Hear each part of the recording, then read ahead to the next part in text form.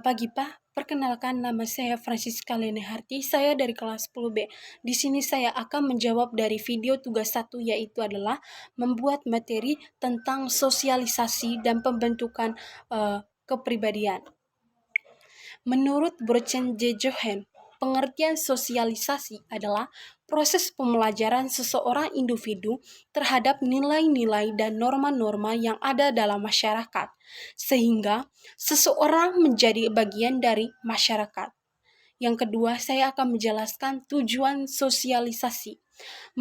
Yang pertama, memberikan keterampilan bagi seseorang untuk dapat hidup bermasyarakat. Yang kedua, mengembangkan kemampuan seseorang untuk berkomunikasi secara efektif. Yang ketiga, mengembangkan fungsi organik melalui introspeksi orang yang tepat. Yang keempat, menanamkan nilai-nilai dan keyakinan kepada seseorang yang memiliki tugas utama dalam bermasyarakat. Yang berikutnya saya akan menjelaskan tipe sosialisasi. Setiap masyarakat memiliki standar dan nilai-nilai yang berbeda. Yang kedua, sebagai contohnya itu adalah standar apakah seseorang itu baik atau tidak. Dan di sekolah-sekolah di berbagai kelompok sepermainan. Di sekolah mereka misalnya itu adalah seseorang disebut baik jika nilainya tes di atas 7 atau tidak pernah terlambat ke sekolah.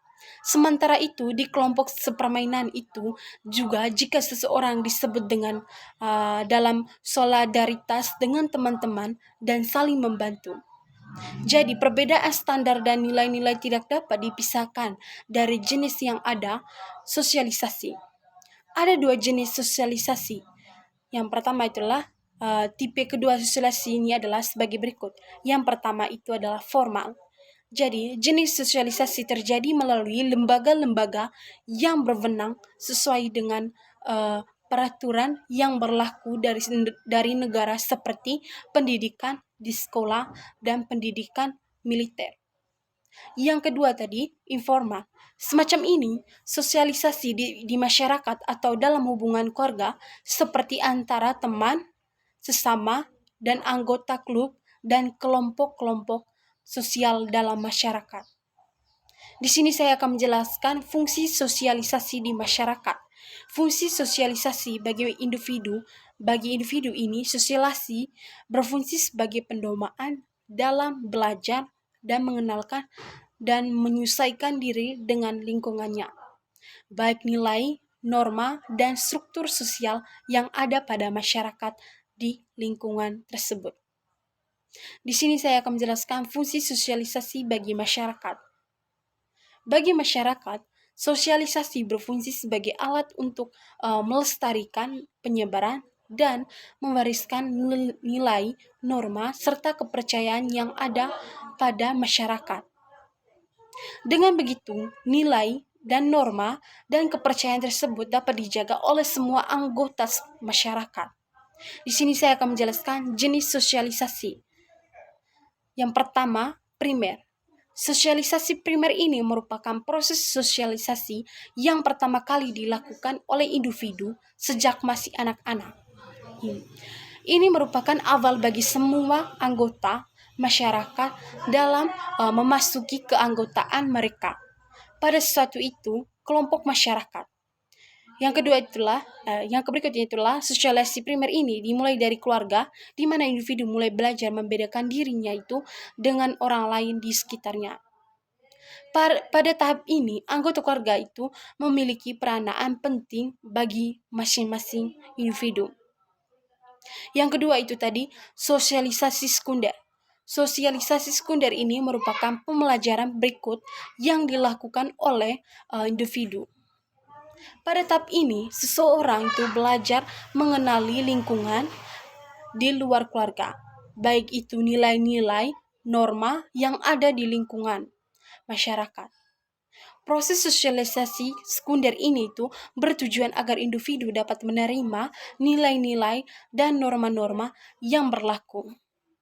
Pada tahap umumnya itu, sosialisasi sekunder ini memiliki penentuan sikap seseorang karena telah beradaptasi dengan berbagai lingkungan masyarakat.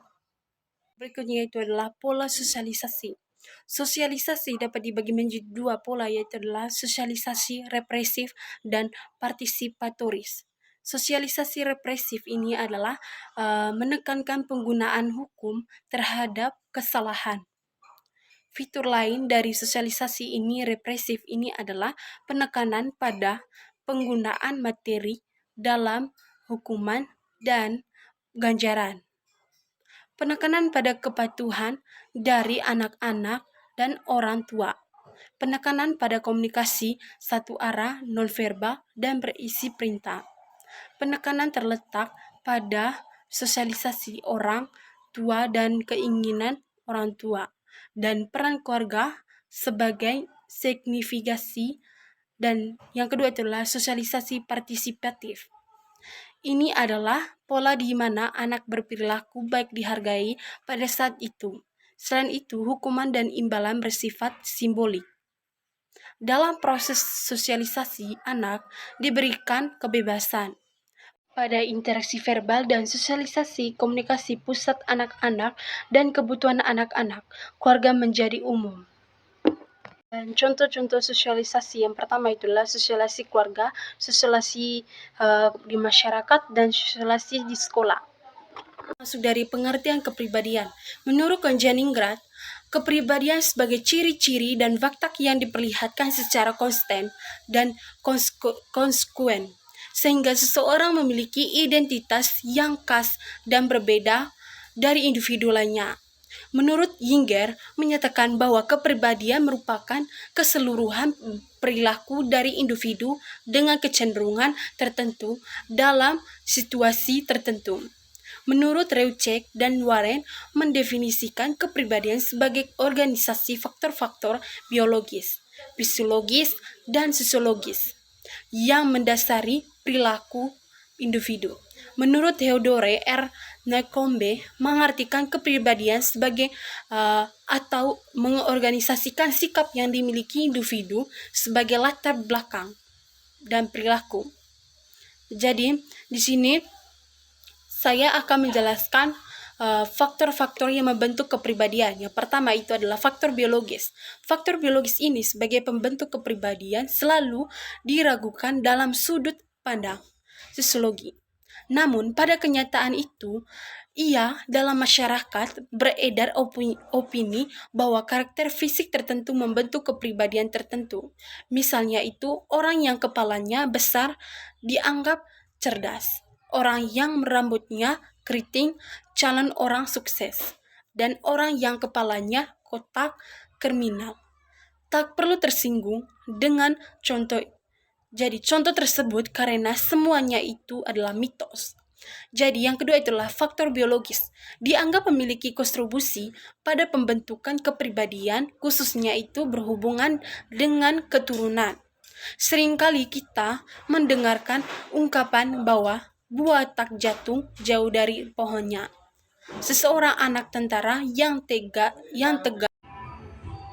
dan disiplin. Sekian video dari saya. Semoga bermanfaat bagi kita semua.